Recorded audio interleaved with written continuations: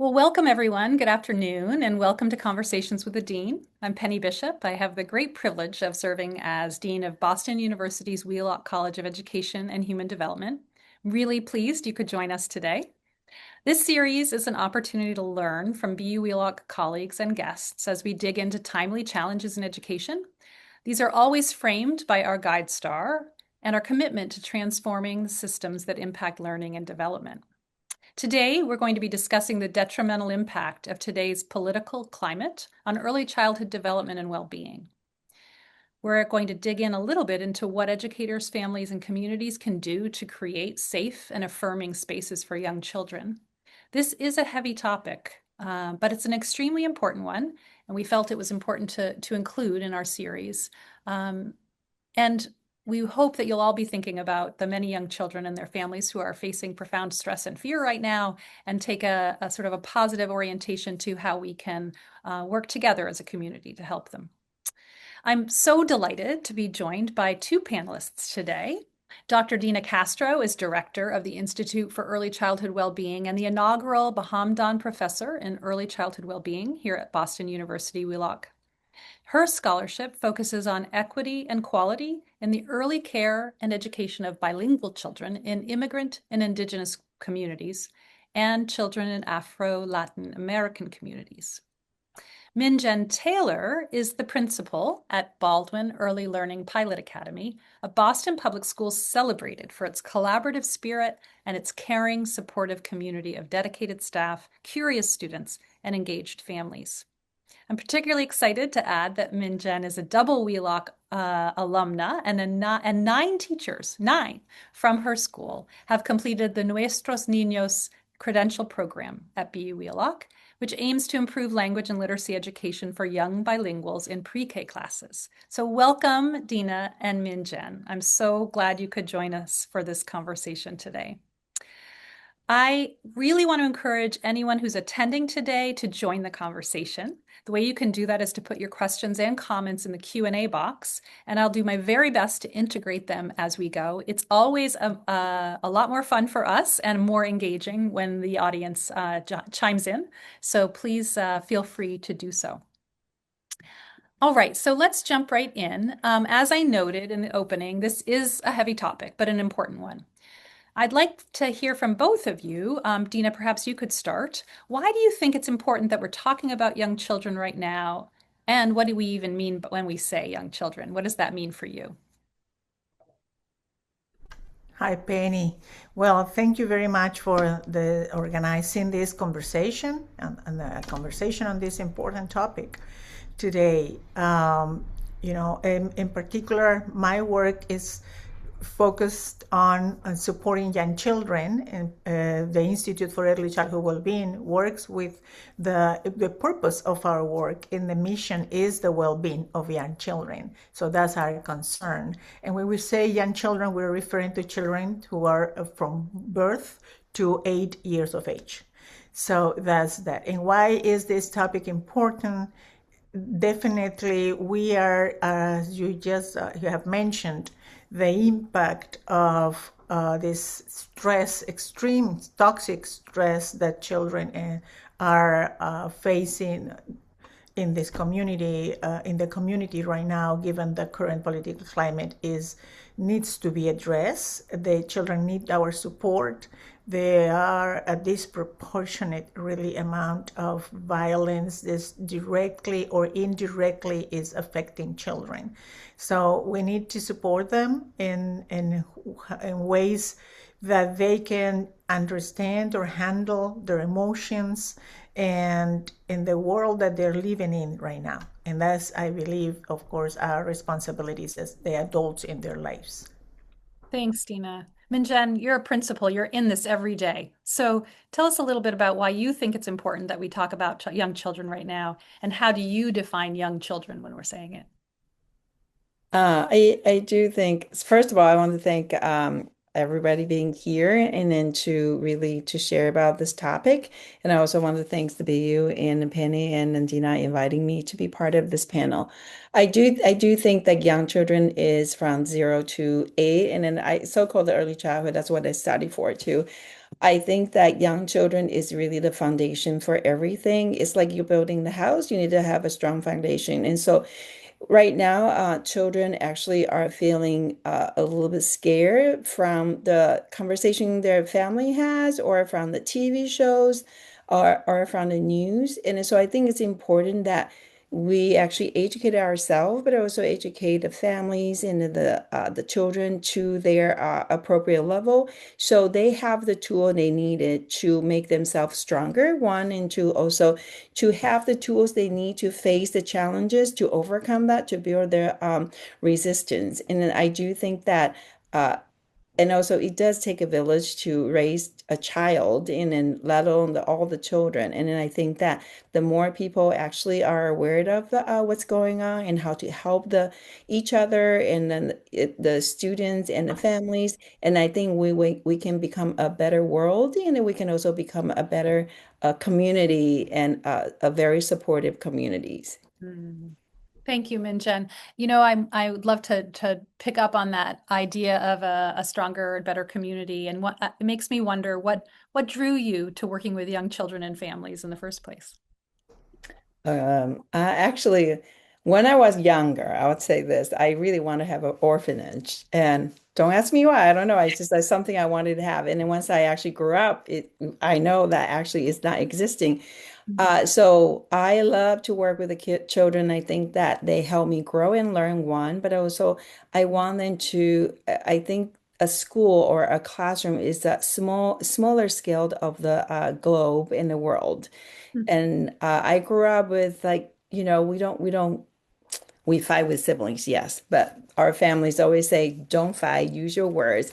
And I think right now in this world, and then I think what we really need is using your words, and to come to agreement, or come to accept the disagreements, but then come to a solution that both parties can accept. So I think that's one of my things. I want the children to grow up with becomes an individual who can actually verbalize their needs, express their feelings, but also advocate for themselves and for the people who needed help or support. And I think with that, that's the only way you really can build a better world. You can do it just like, I am just going to live a better world, and I can eat, I have food, I have a house, but I will leave somebody behind. I think everybody needs to move forward together. And I think that's really what draws me to work with the children, because I think, it's better to actually grow and learn with them when they are young. I think if they get older and it becomes like you have to undo some of the undesired behaviors or undesired thinking, and then you have to redo that. You might as well just start when they are young. Mm-hmm. And I love this idea that you went from imagining an orphanage to still overseeing a building with lots of children in it. So there's a very clear through line in your story. Dina, how about your story? Tell us yours. What drew you to working with children and families? Well, my career began, my initial training in college was in psychology. So I wanted to work with children, but moved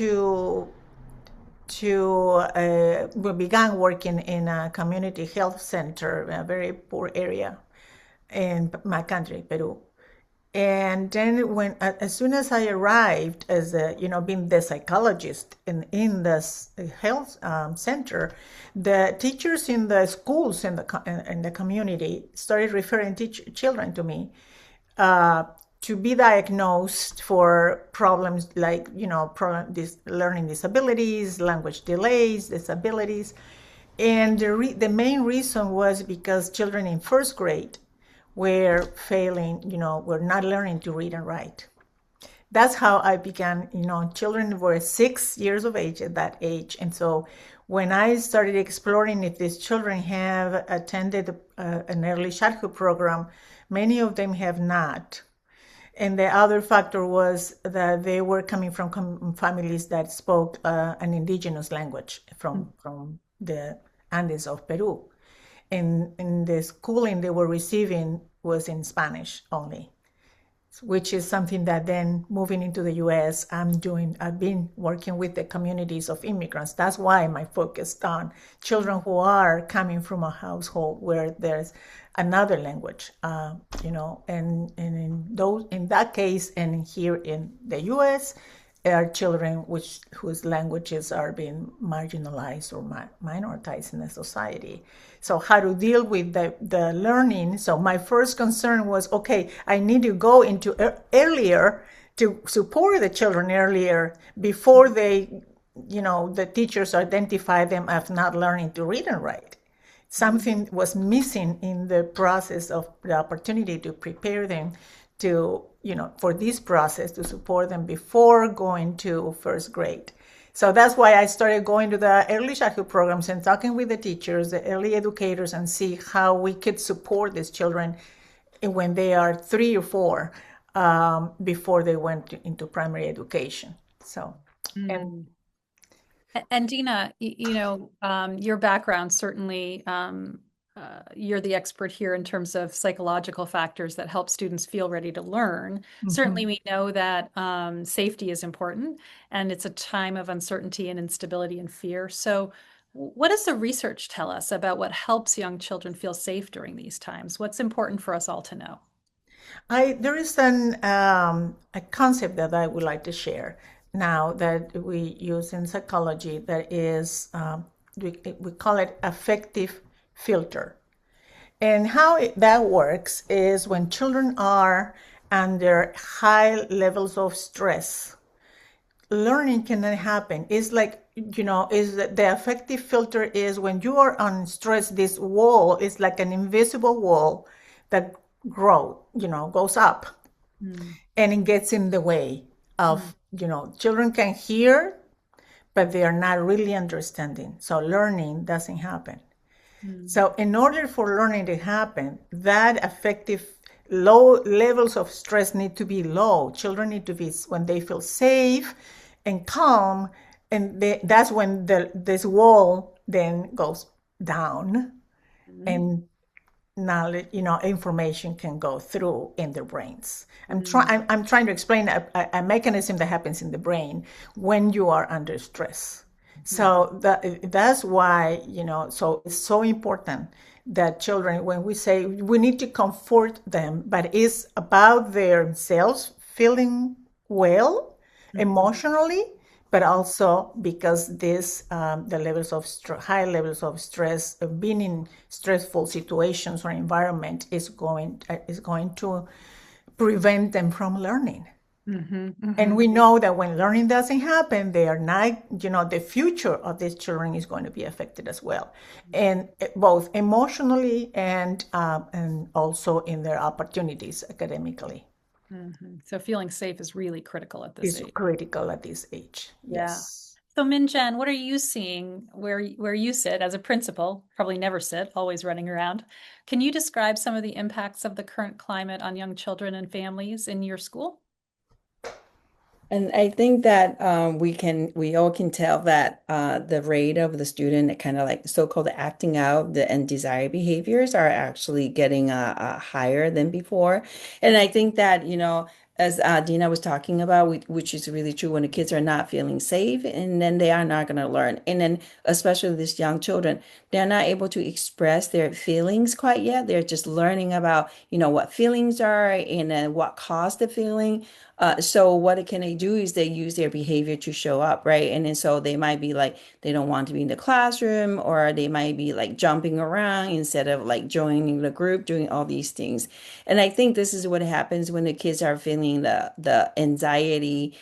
They can't tell you it's an anxiety. They just know, they're feeling just like something's making my heart beating fast. And so what we do is we always ask the kids that use your hand and feel your heartbeat. How fast does that go?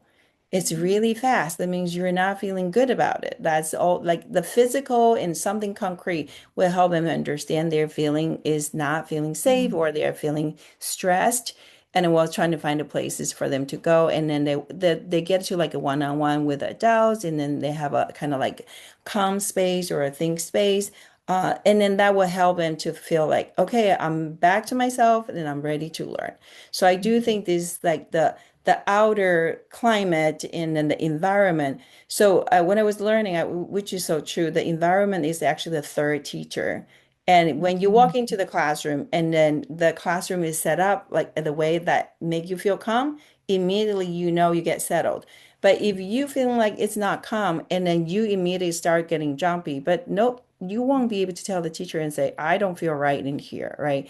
That's the same feeling. It's just like right now because of the environment, the bigger environment we are in right now, and then it's making the family feeling unease, which it trickle to the students, and then so the student come to the school and then they feeling that unease. So the teacher's job and our job is really to provide that consistency and safe environment, so they know this is what it look like, this is our daily routine, and this is where I can learn and I can feel safe and no one is going to come to harm me. Mm.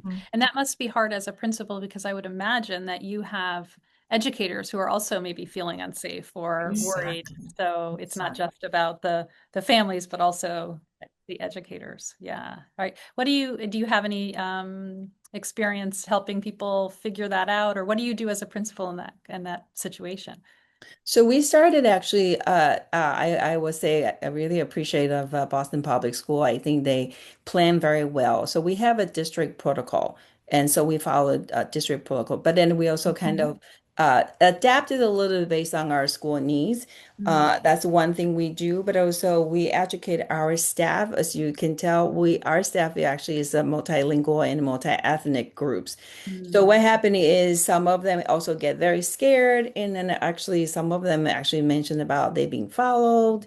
Mhm. And so what we do is we open, like my office is always open. And then so for staff, we say, if you're feeling something, come to talk to us. And then we have a school psychologist and a social worker available as well. And so we'll have them talk to them. And then we can try to figure out if we can help solving the problem or this is something we need to have refer them to the outside agency. For the Mm. family and the students, and when we started, actually, we have the ethnic groups in an based on their language as well, because we want them to feel safe. Like, language is another barrier. So even we're trying to convey some messages and then some important information and tools for them, they don't feel safe because they don't know who's watching, right? So when we have the Zoom, we actually make it easier for the family. We have the Zoom meetings for the family. Then we have the person who speak the native language. And they don't have to have the camera show up, but then we only invite it to our community members. We Mhm. don't open up to the public just so everybody feels safe about that. We kind of practice our protocol and then making sure our staff following the protocol. Like, we share the protocol with the family so they know what's going on. With the students, a little bit hard because they're so young. But what message we give the young children is just saying, like, you're in school, you're safe. Our job is to make sure you're safe. You follow the school routine. So that consistency and also the daily routine that provides some comfort and make them feel safe. In terms of the resources, we also have the family liaisons. And so what happens is we provide some documentation. They don't have to do it, but we provide an option for them, say, if they want to have a temporary guardian in case something happens. And then we have people in school and help them fill out the paperwork. So we try to provide all these documentation and the resources. And then we also give them, so I have the work phone number I give to the family. They can call me. Unfortunately, I only can speak Chinese and English. So usually, if they speak Spanish, they go to my school psychologist. So we kind of like also divide and conquer, and my family speak Portuguese, so that the Portuguese speakers usually go to my family liaisons.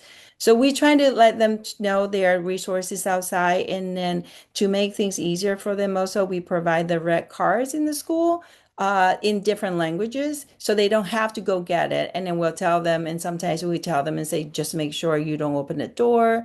And then when we had an in-person family gathering in Portuguese, we tell them, say they don't have to tell us their status. They are so scared, they were crying, and then, but they also appreciate that there's opportunity for them to be together.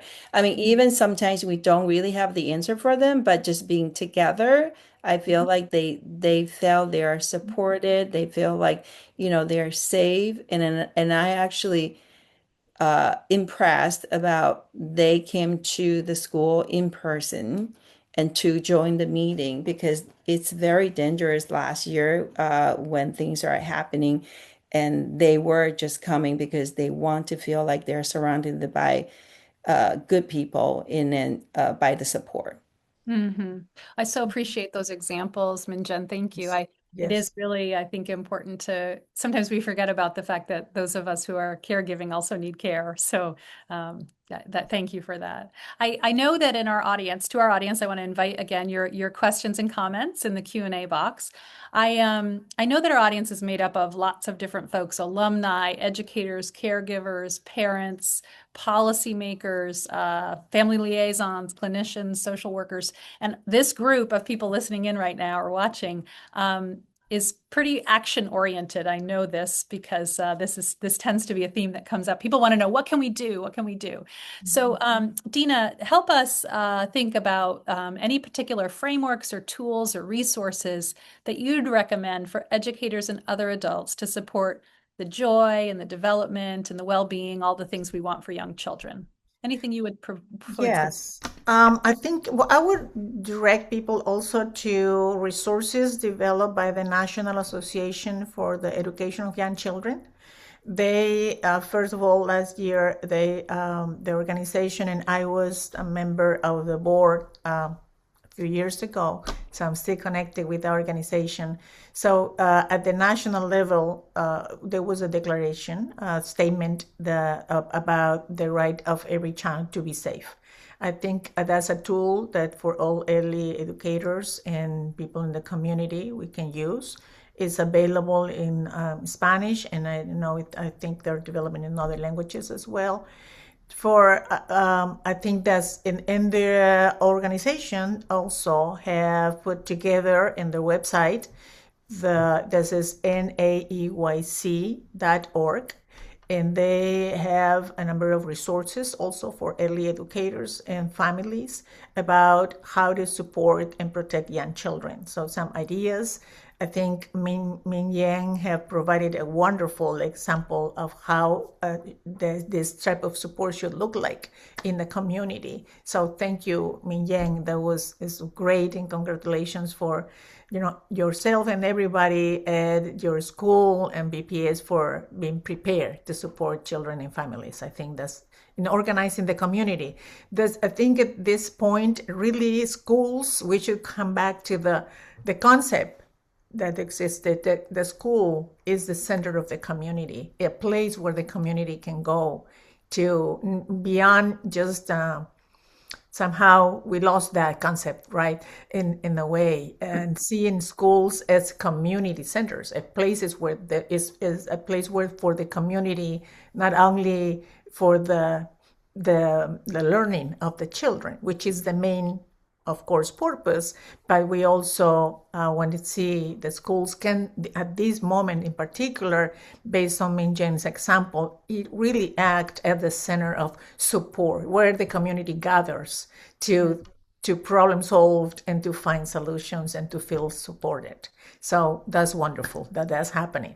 So coming back to the resources I was referring to resources at the national level, I think those are going to be very helpful. We also have all the colleagues working on mental health, infant and childhood mental health here in Boston.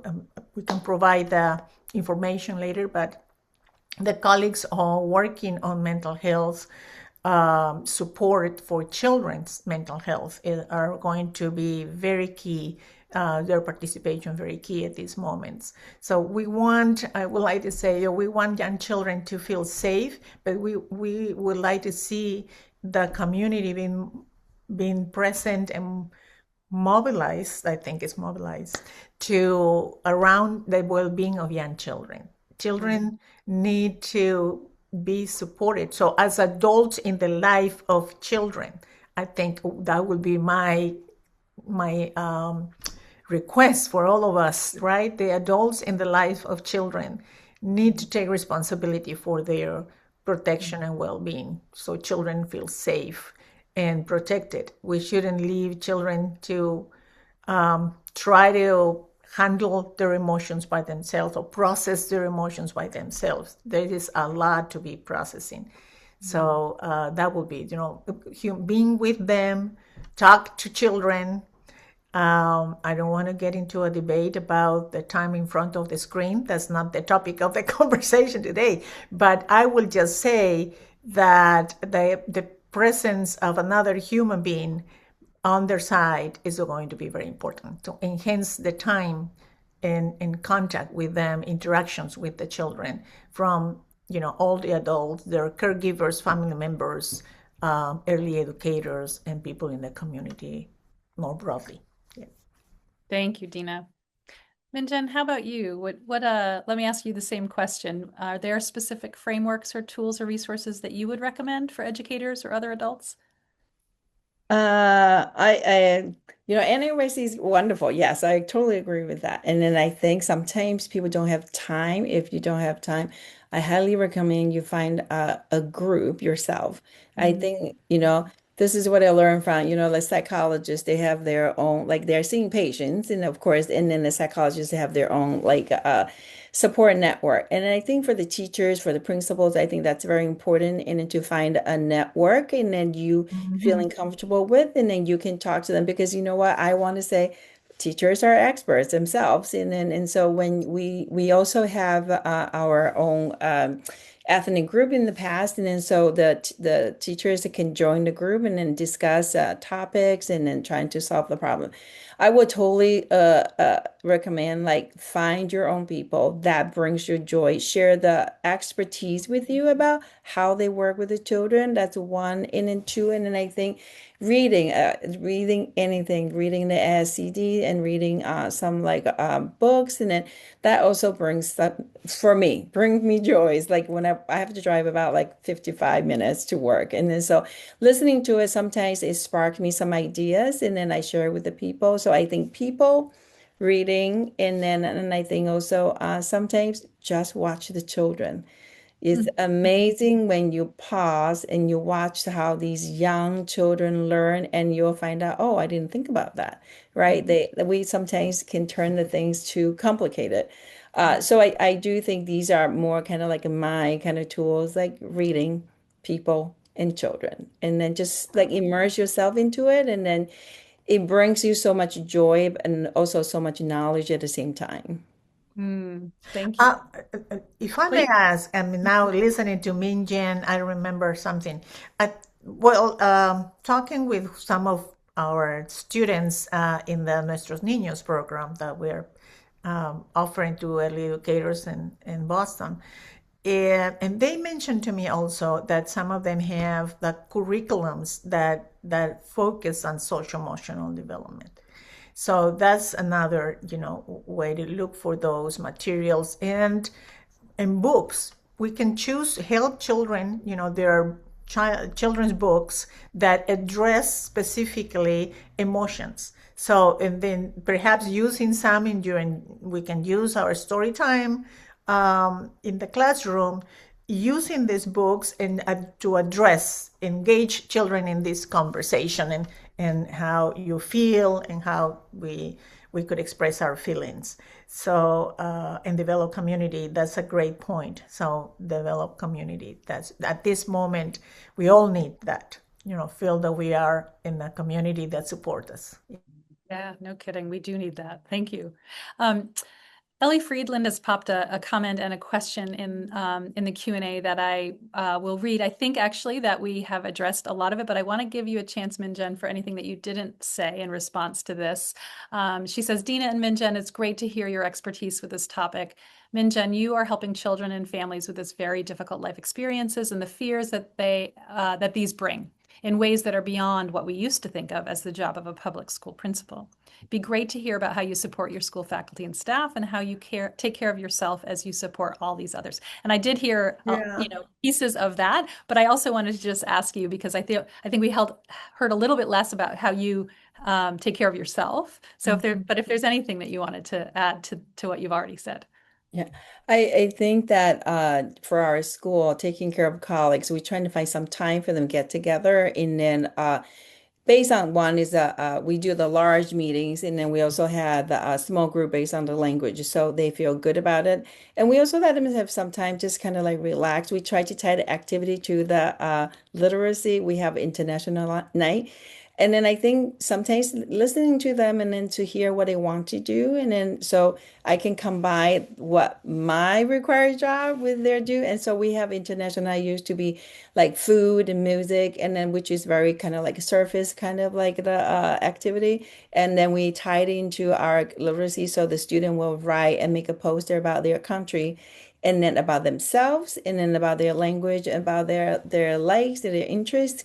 And then it becomes such a successful event, and then the family will be part of it, right? I think earlier on, Dina was talking about school should be a community, right? Is the center of the community. So I want to say also, one of the things this brings me joy and also help me during this period of time is to keep things consistent, not just about the routines, but our activity. So we have activity outside. Then we worry about are there going to be any like ICE agents outside or not? So we plan and then we call the police officer and say, can you please help us over here? So it truly, like, I think during this such a difficult time, at the same time, I see such a beauty of this community. Like the police comes over here. We still do the same thing, exactly what we're doing. But then we also talk to our staff, like, this is what we do. If something ever happened, bring the kids in right away, right? And then the police will help us to do that. We also talk to the police officer about that. So I do think that this is really bring everybody together and the family feel safe about this. And then we also have a time for the staff to debrief about their experiences, to talk about that. Basically, it's just kind of like listening to what they say. I might not have the answer to that, but it is we have a lot of kind of like what would I call it? Restorative practice circle, and basically everybody have a chance. They can share. If they don't want to share, they don't have to share. And then another thing for myself is like again, I rely on my colleagues and my friends, and then I talk to them. And then I think I always try to think about this is what I told my staff and told myself, just do what you within your control. Everything is outside of your control. You're gonna have to let go. Otherwise, you just add another stress onto yourself. Mhm. So that's something that I always try to, I'm not gonna say like I'm 100% doing that, but right, we're trying to do that. And then I think being nature, like you can see the back is the trees, and then being nature also is another way help me. Sometimes when I get a little bit kind of like out of the ideas or really stressed, I go to the classrooms. I think if I can go back to teaching, I love that. And then it's my best uh that would be my best calling, I think, and then being with the kids, they really bring you joy and they really Mhm. bring you a lot of creativities. So that's something that I think that brings me energy and then makes me like re-energized. Wonderful. It reminds me that at my previous position, we had a lab school for young children on campus. And when I was having a particularly hard day, I would walk over there and just sit and watch. And it was really therapeutic. So that's really reminds me of that. Thank you. We have a question from Karen Murphy. She's wondering what should so Karen is a teacher educator for the early childhood program here, and she's wondering what should our teacher candidates, those who are becoming teachers, Mhm. be thinking about to prepare to enter the field as it's in this current climate? And what advice do you have for them? Mhm. Who'd like to take that? Um, I will. Great. I think, well, that's a great point. I think we need to add more information. And I know that part of the preparing yourself to be an early educator includes a big part of supporting children's social emotional development. Um, even there are curriculums that are proposed, are based on social emotional learning and discuss that. So that exists. However, I think we need to go a little perhaps more specific and beyond that. I would add teachers need to know more about being empathetic with the situation and be aware of their experiences how to get close to the families and their experiences and incorporate those into the classroom. Uh, we emphasize that a lot with early educators, and now is more important than ever for how to create an environment where the children feel that they belong. And that it starts by having a critical view of the curriculum, and that they are going to face an environment they don't know which schools they're going to be working in. But sometimes school systems decide that they want to follow a curriculum that is not as giving enough space, for the teachers to connect with the children. I'm talking about, I call them, this is a little strong, but it's just teacher proof curriculum. So it's just really a recipe that goes from, they want you to do this from this time to this time, day two, day that. We are in education, we are familiar with those types of curriculums. So my point is that try to make them even be more aware of the power of the teacher and the educator in the classroom. Mm-hmm. And how much what we do, what we say, a gesture will impact children in the classroom. So that's very important. And that goes through when we talked about culturally responsive education.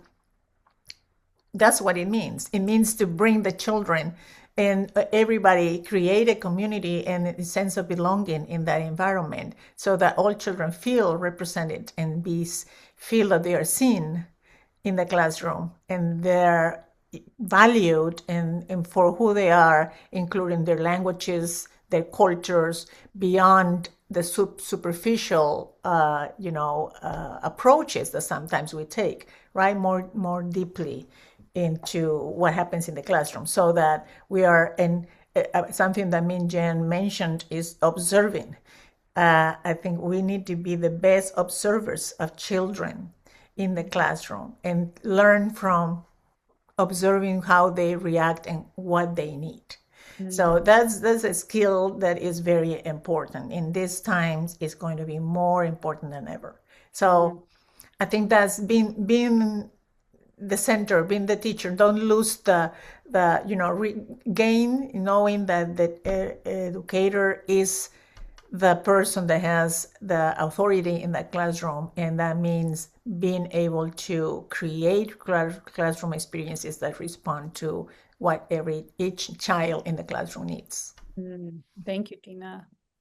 How about you, Minjen? How would you answer that question? I actually totally agree. And then I think for me, when I'm thinking about going to this field, I actually kind of like have a maybe threefold. One is about academic part. I think teachers are well trained, teaching like literacy, math, integrated subject.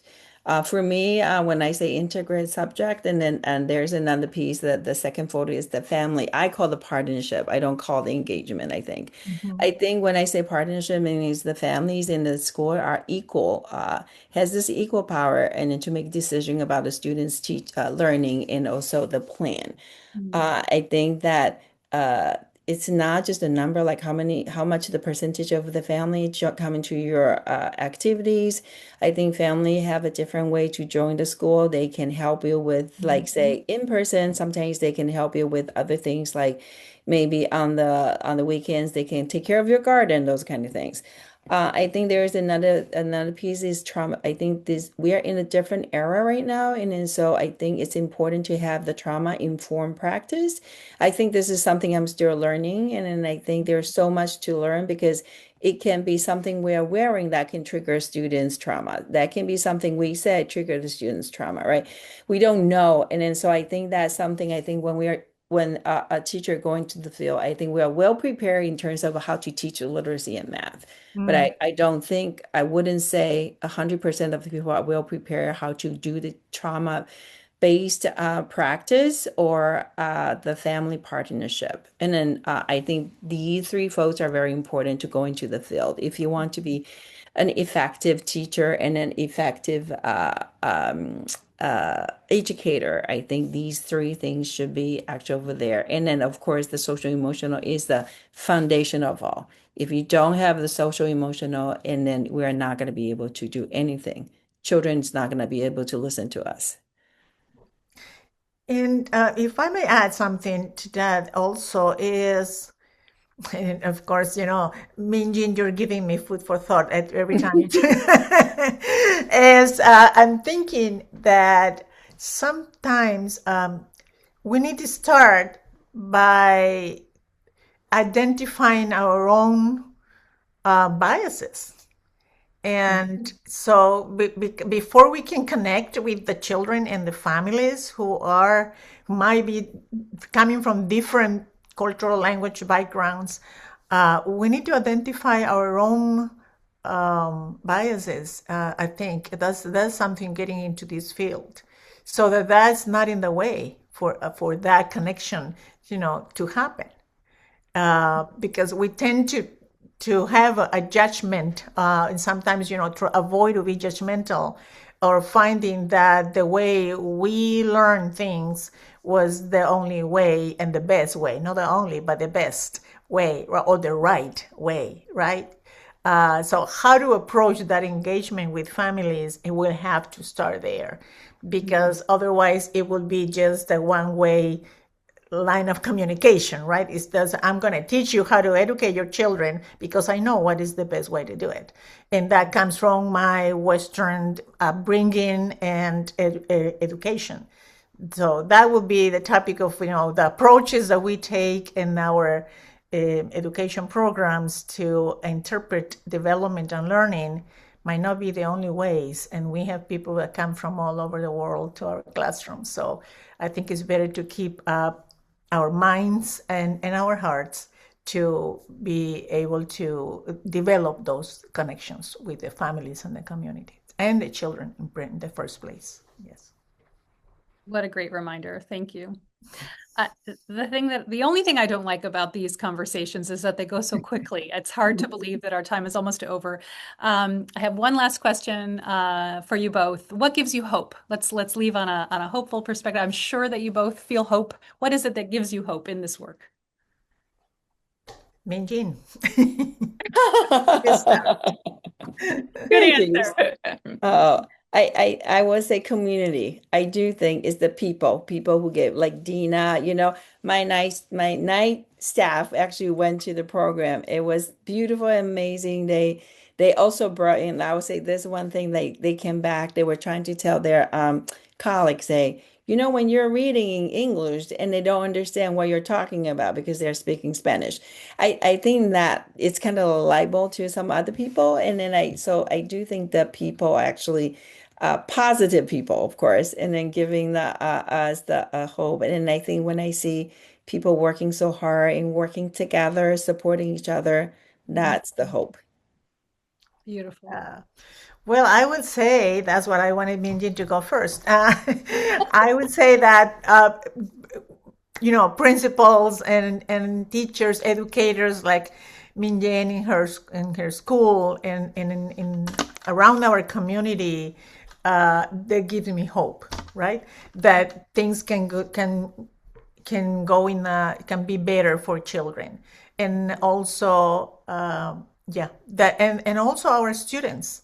I will tell you also because I've been, the last few weeks receiving, being contacted by students in undergrads and graduate students from, in our university, Wheelock, but also elsewhere.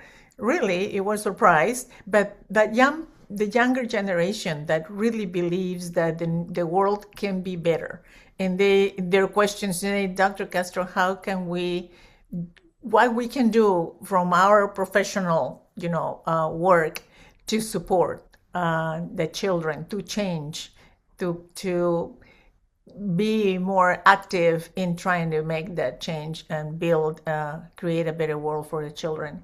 So I think there is a lot of hope that in the younger generations and ourselves who are not that young, but who are here wanting to share this conversation. In this, we are generating these spaces also as others to have the conversation so that we are show our commitment, right, in actions, not only when it's talking the talk, but walking the walk, right, and being taking action to support children and families in that community. Well, thank you. Thank you both. Thank you, Minjen and Dina, for your expertise, for joining me today, bringing such insight and care to today's conversation. I'm taking away a couple of things from what you've said. Do what's in our control. That's an important reminder. Thank you for that one. Find hope in the younger generation and spend time with the children. All good things to bring us hope. So thank you for that. To our audience, I want to invite you all to learn more about the incredible things happening here at BU that are focused on early childhood, including several degree programs and the institute that Dina leads. You'll see on slides here for more information. So check out the website and follow us on social media. Stay connected. We really love to hear from you. We have a very busy May coming up with graduation ceremonies and events, but we look forward to seeing you all again back here on June 11th, when I'll be joined by my faculty colleagues Franklin Jones and Anna Lim to explore the critical impact of early access to language on children's learning and development. Have a wonderful afternoon, and thanks for being here.